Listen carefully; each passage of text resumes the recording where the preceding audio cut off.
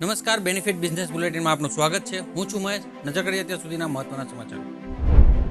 બેંગલુરુ સ્થિત ન્યુમરસ મોટર્સે શનિવારે royal Sundaram general insurance સાથે ભાગીદારીની જાહેરાત કરી, જે રાઇડરને પ્રાથમિકતા આપતું વીમા કવચ ઓફર કરશે.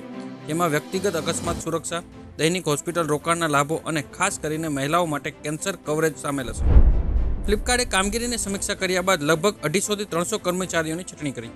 આપણે જણાવી દઈએ કે કંપની લગભગ 20,000થી વધારે કર્મચારીઓને રોજગાર આપી રહી છે. ઉબેર ઇન્ડિયાએ નિયમનકારી અવરોધોના કારણે તેનો શટલ વ્યવસાય દિલ્હી અને કોલકાતાથી આગળ વિસ્તારી શકી નથી.